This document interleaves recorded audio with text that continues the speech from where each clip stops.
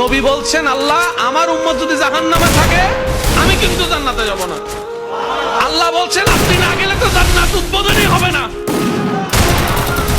এবারে মামলা কি দাঁড়ালো?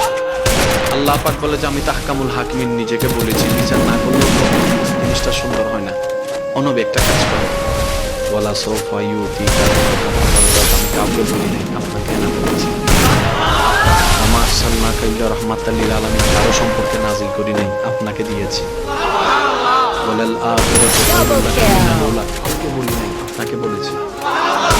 আমি আল্লাহ ভালো করে জানি আপনি হচ্ছেন উম্মতের দরদি। আপনি নিজের জন্য কাঁদেন নাই, সন্তানের জন্য কাঁদেন নাই, পরিবারের জন্য কাঁদেন নাই, নাতির জন্য কাঁদেন নাই, যত পেয়েছেন জীবনে সবকিছু।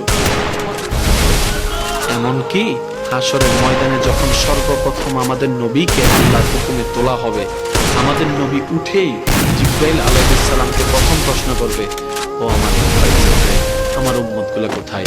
আইনা উম্মতি, আইনা উম্মতি, আমার উম্মত কোথায়? আমার উম্মত কোথায়? আমার উম্মত কোথায়? আমি উঠার আগেই নাকি আমার উম্মতকে জাহান্নামে দিয়ে দিয়েছে নাকি কোনো? আমার উম্মত কোনো জাহান্নামে চলে গেছে নাকি? জিবরাইল বলবে, ইয়া রাসূলুল্লাহ, প্রথমেই আপনাকে তোলা হয়েছে, এখন আর কাউকে তোলা হয়নি, প্রথমেই আপনি উঠেছেন।